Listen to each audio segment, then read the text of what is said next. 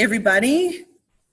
Welcome to Sabbath Rest Book Talk. I'm Erin McCole Cupp, author of the Jane E. Friendless Orphan series, as well as co-editor of Image and Likeness, Literary Reflections on the Theology of the Body. And I'm going to stutter even more than usual. You know why? Because it is just past the butt crack of dawn here in Lancaster, Pennsylvania. I am very happy to be joined in person by my virtual neighbor, Carolyn Astfalk. Hello from the fields of Lancaster. Yes. We're here for the Catholic Writers Guild Conference, Catholic Writers Conference Live, which runs concurrently with the Catholic Marketing Network trade show every year. And this year it's being held in Lancaster, which is almost in our backyards. Yeah, I mean, compared to the whole globe, this is in our backyards. So we're really, really lucky. We are not as lucky to have to phone Theresa Linden in. She's one of our new hosts for Sabbath Rest Book Talk. But we are lucky that Theresa is able to join us at last, because Carolyn and we've been trying to get Theresa on the show for a year and a half. So go us, win. And so Theresa, go ahead and say hi to everybody. Hi, I'm really glad to be able to be here, even if it's only by phone. And we're glad that you could join us. And Theresa, actually, Carol and I are up early for this. Teresa's up an hour earlier than we are because she's in another time zone. So we're super blessed to have her patience and enthusiasm. This month's theme is the topic of belonging. And it's kind of funny because as I was thinking about belonging is, we try, on Sabbath Rest Book Talk, we try to focus on things that make us human. The things that differentiate us from the rest of the animals. Biologically, we're animals, but spiritually, we are something much more. But the funny thing is, just about a lot of animals, especially mammals, we're all social in some way. We all do things to belong. So the books we have this month are going to be talking a little more about what it means to belong as a human, the things that humans do to connect with our groups, our families, our friends, our schools, all those things. So we've got 3 books. This month we're doing The Name Jar by Yangsook Choi, and I actually have a friend who is from Korea. I should have asked her how I pronounce this name, but they have the other name in here. We're also going to do An Unexpected Role by Leslea Wahl. That's our YA selection for this month. And last but not least, I know, Karen, this is not your favorite book. It's not. But that's okay. Not every book has to be my favorite book.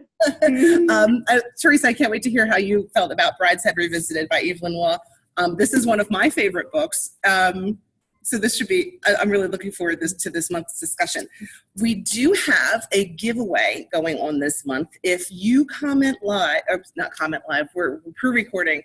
If you comment on the YouTube link here, comment below, you can be entered for a chance to win a signed paper copy, U.S. address only, of Perfect Blindside, also by Leslea Wahl. It's Leslea Wahl's first novel, so you can get a copy of that. Make sure you comment below. So without further ado, let's start talking about our books. So, Name Jar. Theresa, did you get a chance to read The Name Jar? Yes, our library had it, so I was able to check it out and read it. As you can see, I've got a library book as well. Can you briefly summarize The Name Jar for our viewers? Okay, I don't have the book in front of me, so I don't have that little girl's name. But this little Korean girl is new to this school, and she's kind of embarrassed about her name. Can you say what that is, what her name is? Yeah, I'm looking it up. Okay. Her name is hard to pronounce, but it has a special meaning. Yes. What's her name? It's Yoon Hai, and it means grace. Yeah, Yoon Hai.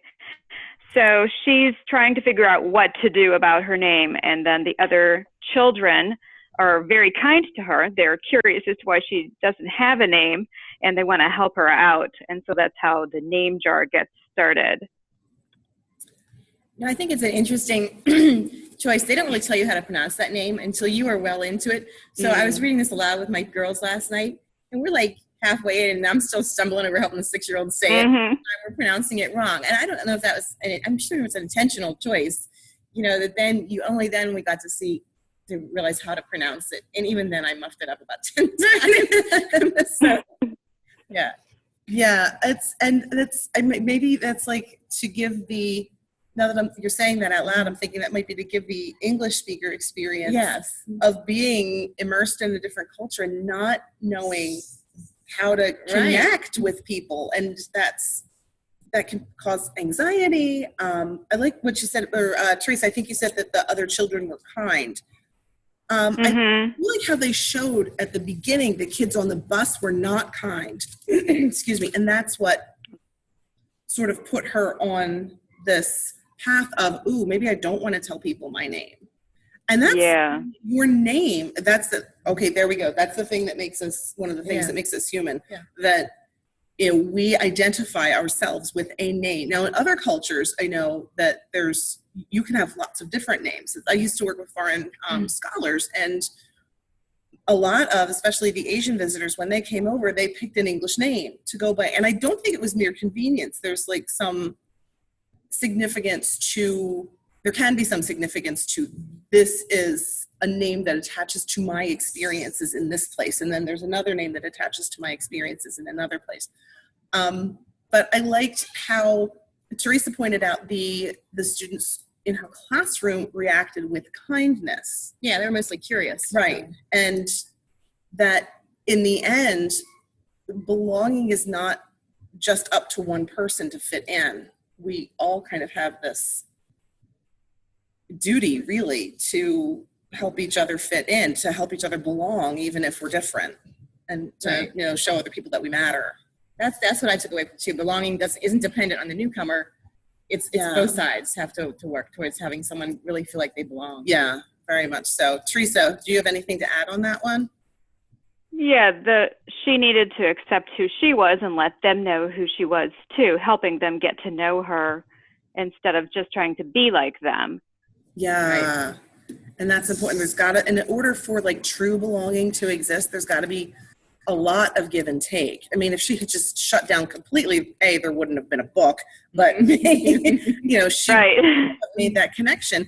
And there is a scene where there's a Caucasian boy who is in her local Korean grocery store. So she gets to see somebody else trying a new experience and, finding friendship in that. And I thought that was a really sweet thing. Mm-hmm. Yeah, we've been that like the only white family in the Chinese grocery store. But yeah, it's important to like welcome.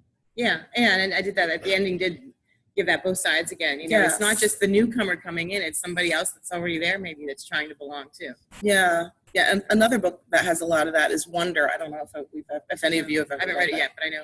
Yeah, I do. I mean, it's not like.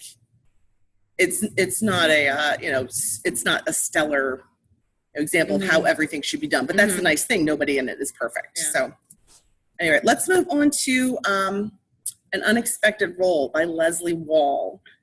And that is a book we physically have a copy of a floor above us right now, and we can't get into the room, the giant trade show room where that book is held. There's a stack, yay high. Yeah, right. So if you are, well, you won't see this till after the trade show. But anyway, let's just say a little prayer that people go over and buy Leslie's books and our books too. Anyway, can you give us a little rundown of Josie and her adventures in An Unexpected Josie's Role? mother is an author, and lately she's taking to what Josie perceives anyway as incorporating Josie's foibles into her books. And so she feels among her friends that she's been kind of exposed, and she's embarrassed. And I don't know about kind of. Well, yeah, I guess she's been.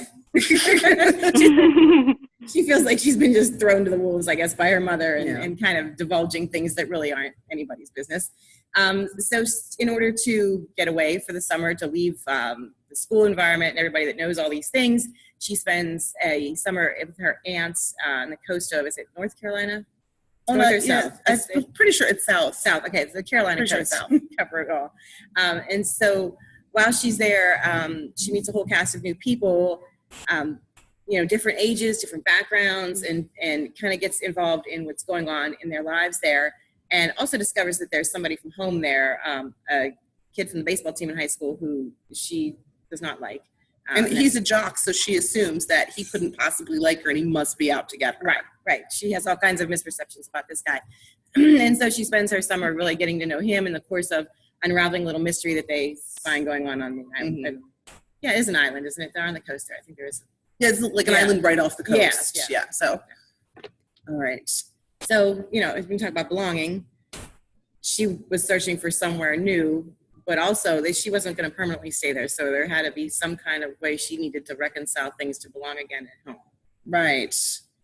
And I think that the story really showed that, and how we were talking about with the name jar, that it takes the individual reaching out to the new group and the new group reaching out to the individual. With this character, the main character, Josie, I think like she was so self-absorbed, which is very age appropriate for teenagers, but she was almost like a little extra self-absorbed. And I kind of, maybe I over-identified her with her a little bit because I was in theater stuff in school. Like, I was like this too. Oh, this is hard. We all were at that age to some degree anyway. I guess we were, but it's how she had this perception that, this clique will never talk to my clique. And I don't even have a clique because everybody hates me because of what my mom wrote. And like the story kind of had to break that down because her one ally was a jock, was like one of the most popular guys in school. And he was there being her ally, but she didn't want to let him. She was the one who was not saying, you can't belong to me. Right. Mm-hmm. So, so those were that's my big insight from An Unexpected Role by Leslea Wahl. What do you guys want to chime in on that with belonging? Go ahead, Theresa. Okay. I liked a couple of the minor roles, the things that they did. I liked how the mom stayed connected with Josie through those Bible verses. It wasn't through anything the mom was writing about herself, but just through the Word of God on a postcard that Josie would receive in the mail every now and then. And they were somehow helping her on her walk with discovering, who she was and about this rift and how she can always turn to God. So she was finding that through these scripture verses, she was actually starting to understand herself and her mom and get that connection back with her mom. And then the second smaller character I liked was Mr. Thompson. He was hilarious. He was, wasn't he?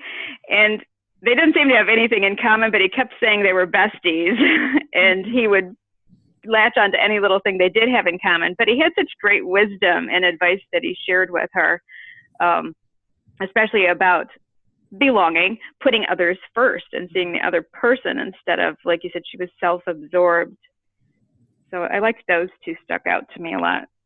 Yeah, I really thought self-absorption was the thing, that she could not belong anywhere until she could let go of herself a little bit and invest her interests in what was going on around her, in other people's lives and in this mystery, and just get over herself. Yeah. I think there's the quote of, you won't stop worrying about what other people think about you until you realize how little other people think of you. Not if they think badly of you necessarily, but we're not constantly thinking about that one person. It's just not normal. Everybody has lots of people to think about, and so we can't possibly, any one of us can't possibly be like, oh, everybody's sitting there staring at me because I have a Band-Aid on the back of my leg or something like that. I mean, it's that whole letting go of the self-absorption. The one thing I have to say, I texted Carolyn, I'm like, please tell me this changes in this book. At the beginning of the book, so Josie, yes, she is self-absorbed, but again,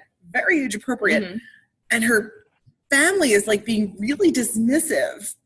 And I'm like, oh, please tell me they stop doing that, because there's, certain people, if you don't hear their cries at first, they're A, just going to keep crying out, and B, they will think, I can tend to be this way, that if the people around me don't care, then the only person who's going to care about me is me, so I have to focus on me all the time. And that was sort of I saw at the beginning, it was her family wasn't really making her belong. No wonder she wanted to leave. And her mom writing about her daughter like that, I mean, I'm a writer with teens, you're a writer with a teen, Theresa's a writer with a teen. please, I would like, God, don't ever let me do that because it's cruel. Yeah. You know, okay, am I the only mom writer who's like wanted to smack the mom in that book? No, I was thinking those same thoughts, like, oh, why have you done that? Oh my golly. Yeah, it's just, you know, you're really using the other person when you're doing that. Now, meanwhile, your son is probably thinking, you know, if I could find a treasure and a girl, that would be pretty awesome. My kids are always like, when are you going to put me in one of your books? So, Yeah, no, but I think ways that highlight all their good features. Oh, and right. qualities. And that's like part of what being a parent is welcoming your children into your lives, not just physically, like here, have a Pop-Tart, you're my kid, but like acknowledging that they are of value in and of themselves. And okay, anyway, I'll get off that soapbox. Any last thoughts about us? It's all good in the end. Yes, it does kind of work out in the, I mean, I still, I don't know. I wasn't a big fan of the postcard thing. I think, but maybe I'm just like over-identifying. Like, would I do that? Oh, I hope I wouldn't do that. That's not really. No. Anyway, any other thoughts about Unexpected Role by Leslea Wahl before we move on? All right. So, I just really liked that book and all of the setting details. I loved how it brings the beauty of the ocean and all it's just lovely setting details. Yeah, the setting was quite lovely, and the characters were great, and it's like I like the there's a little like love triangle. I mean, it's not untoward. It's very age appropriate and pretty innocent and quite nice. And I like what she learned through that, but it wasn't super heavy on the romance. So I like that as well. It was romantic, but not like, all right, no, we don't need this. So good job, Leslea.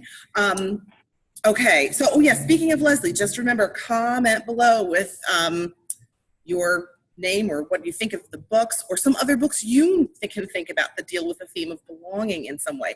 And if you have a U.S. address, you could win a copy of The Perfect Blind Side by Leslea Wahl. Meanwhile, let's talk about dead author.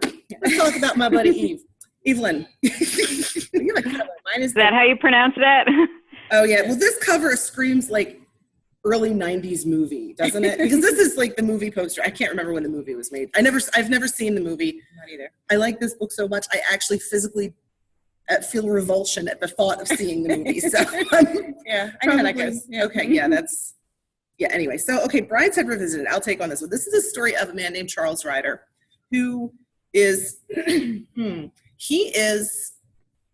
it opens up at the dawn of World War II in England, and he is taking his troops to a new stationing point in England, and what's there? This estate that has essentially been abandoned. The family that lived there has left, and it's this estate called Brideshead, and people are like, oh, well, look at this, look at that. Did you know that's over there? And he says, yes, I do. I've been here before. And then it goes back to his university days. I won't say college because this does take place in England, so it is university. When, obviously he was a young adult and just leaving the world. He comes from this really sad background. Yeah. His mom died in World War I. His dad survived. And his mom was doing charity work over on the continent. And his father very clearly never wants him. And I've been reading all these articles about, his dad is the funniest thing. I didn't find him funny. Theresa, did you find the dad funny at all? He was sarcastic. Okay, maybe that's what people assume is, but it was like brutal. His son comes home from university for a break, and his dad is doing everything he possibly can to lose this kid through attrition. He's very dismissive. Right. So no wonder he goes back and does whatever he can to get in with whatever group he can. And it ends up being like basically the flamboyant Anglo-Catholics, which is really interesting that in England, the Anglo-Catholics are considered like the flamboyant. I don't even think of can anybody think of a equivalent here in the U.S.? Yeah. Silence. No. We're not really known for flamboyance. No. More like a cowboy is what you can have. Right, I guess. So it's like I wonder how much of this I don't get because I'm this like blatant screaming American. I do like British lit. Maybe that's why I connect with it on some levels. So. Maybe it could be a think cultural thing, which is, that's cool too. But anyway, it's Charles Ryder's path through life and if you look, it's him trying to connect, but always falling short. It's sort of screaming there. It's because his very first connection, with a family, his own family, failed so badly because his dad was so self-absorbed and, didn't want to be convenienced with this kid. And the one adult in his life when he was a child who was kind, his dad kicked her out. Like, okay, I would have slapped Mr. Ryder much harder than I wanted to slap the mom and Leslea. So Charles Ryder gets involved with the Flight family, which is this, great Catholic family, which in England at the time, kind of weird. Legal again, hooray, but not, everybody was sort of like kept at a distance. And, Charles basically goes through, and I'm going to put it out there, a series of love affairs with the second youngest son in the family and the older daughter in the family. So Sebastian and Julia. And it's interesting. Okay, so I've read people saying, no, they're just very good friends. Yeah, I didn't take that from the first time. I assumed they were more than friends. Yeah. Because at one point in here, at first I'm like, all right, everybody says they're more than friends. Let me just read this and give it the benefit, not benefit of the doubt, but just find out. And then at one point, Sebastian says, it's a shame we can never be in the military. It's like, okay, well, that clears it up for me. You know what I mean? Not to make light of that at all, but. And there's another minor character, too, that Anthony. That's the same lifestyle. So it didn't seem like a stretch for me to believe that that's what's going on here, too. Right. Yeah. And you can see all these people throughout. What I like about what Waugh does in here is that there's no great, perfect preacher character. Everybody's flawed. Even the mother, the flight mother, not Cecilia. Wait, is the mother's name Cecilia? I forget her first name. Lady Marchmain. Lady Marchmain. She's not perfect either. No. And I like the thing that fascinated me throughout was Charles. He's constantly trying to connect with somebody. Lady Marchmain, Julia, Sebastian, his dad, even in a way, but in the end, what he actually connects with is architecture, physical places. Like Bride said, his job is going around painting architecture that's about to be torn down. Yeah. How depressing is that? I know. And then, hey, here's my life's calling. So anyway, I really liked how this story does the British thing of talking about everything by not talking about it at all. Yeah. That's like my thing. I wish I could do that when I write, and I'm not there. The writing is excellent. That's the language is beautiful, even if you don't like the story. Right. See, now I'm being preoccupied by, do I not like the story, or do I not like the setting of this story? Like, could someone rewrite this in a context that I could relate to, and I might love this story? Theresa, what did you think? There are a lot of parts that were hard for me to understand what was going on, but I did enjoy this story a lot. This is the second time that I've read it. The parts that I did understand would really pull me through. I especially liked the little, the Catholic type themes that run through it. And there's this one conversation that Charles and Sebastian have, kind of towards the beginning when they actually start talking about his family, and he says that his entire family is mixed religiously. I don't know if you know what conversation I'm talking about. He says that him and his sister are heathens, and his mom is probably a saint, and his dad is kicked out of the church, Right. But I liked that. And Sebastian says that Catholics are really different because they have this entirely different outlook on life. And Charles is saying, no, they're not. And he says they are, because Catholics think things that are important that other people don't, and they might try to hide it, but it comes out all the time. And so I see everyone in the Flight family they have this Catholic truth, which shows us the true belonging that God is calling us to, every one of us. And in one way or another, they're fighting against it. And that's why they're so miserable, but they can't not think about it, because once you know, you know.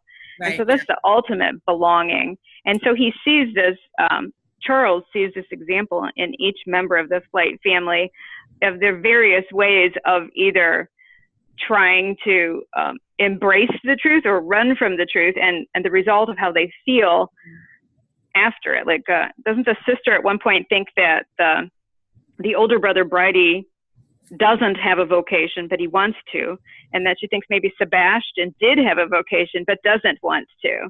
Things like that. Right. The conversation that Cordelia, of course, I can remember the good youngest daughter's name because it's that's right. Excuse me.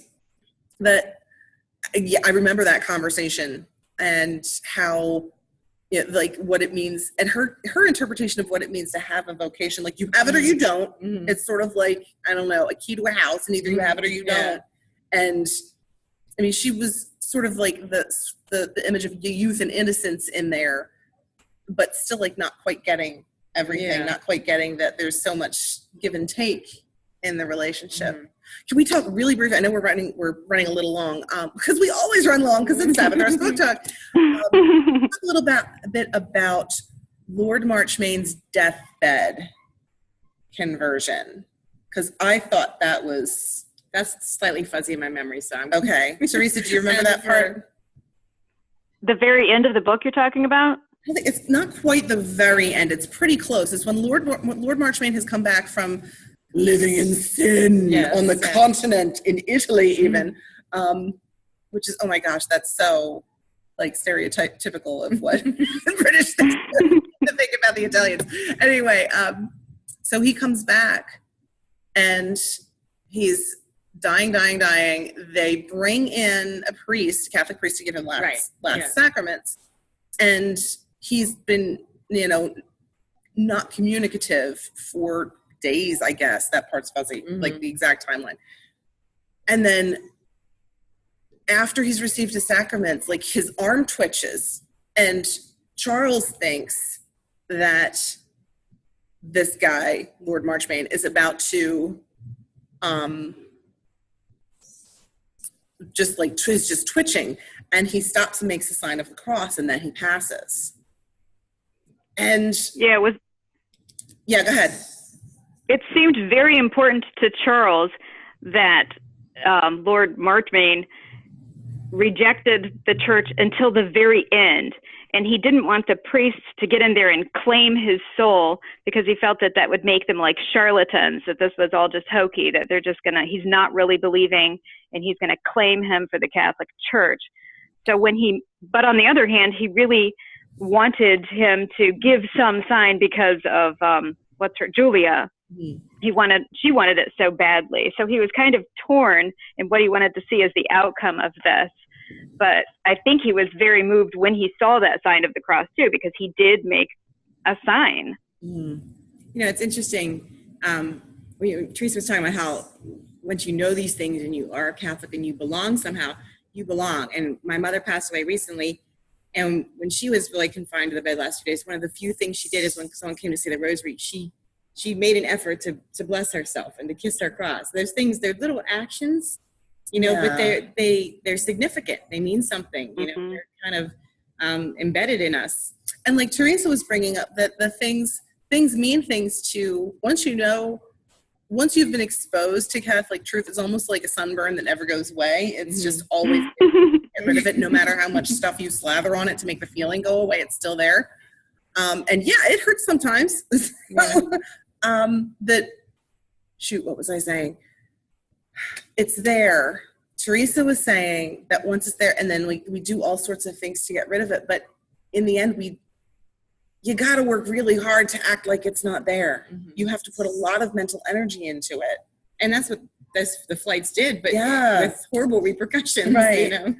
And then at the end, that's, okay, it's spoilers, but it's an old book. Yeah. It's been around a while, people. Look at this cover. And this is the one that it's, in the end, seeing people, sure, it was a deathbed conversion, but it made Julia have to come face to face with that she had been living a lie. Yeah. She was married to one person, acting married to somebody else. And once you've got that truth in there, anything you try to stuff on top of it, it just never settles. It just sits there, moving and moving. Right. And that's part of why Charles couldn't really belong in a way at the end, because he didn't have this same experience as Julia. But it's in the end, he has to make a sacrifice to belong to something greater. You know, he can't truly belong. And I think that's why he goes in the military. Yeah. Like, he was a volunteer. He wasn't drafted. Right. He's still searching for somewhere to belong. Right. Yeah. So, any last thoughts about, I could talk about this like another month, but we've got to cut off at some point. Any last thoughts about Brideshead? I did enjoy the book a lot. Okay, it was a bit challenging at first. I'm still stuck on somebody needs to rewrite this. It would be fun to write it in a contemporary word. Here I'm reading, like, wearing my rewrite shirt, and please don't. No, I just, Carolyn I'm just. Teresa has to. I don't know that I would want to contend with something like that, but you did it very well with Jane Eyre, so I'm thinking. Oh, that's very kind. You probably are. Right. Just Americanize it for folks like me that, Cowboy. They're cowboys. Yeah. It's a ranch. Oh my God. It's a ranch. If you could work at an Amish romance, I think it would. You know work. what? Amish zombie cowboy region dinosaur. That'll sell. Yeah. That'll sell. I'll do it. My soul will not belong, but it'll sell big. Right. Thank you, everybody, for watching this evening. Carolyn, thanks for getting up at the crack of dawn. Teresa, thank you. Is it even light there yet? I don't know. I'm downstairs in the basement, so I can't hear everybody else upstairs. She hasn't even seen the light of day yet, people. So thank you very much for joining us. Remember, if you've got a U.S. address, well, even if you don't have a U.S. address, comment below. See if we can get you a copy of The Perfect Blind Side by Leslea Wahl. Also, make sure you like this video, like this playlist, Sabbath Rest Book Talk, subscribe to my YouTube channel so you can get updates when we give you updates. And yeah, there you go. Thanks very much for watching. Potato chip, potato chip. We will, God willing, see you next month. Bye.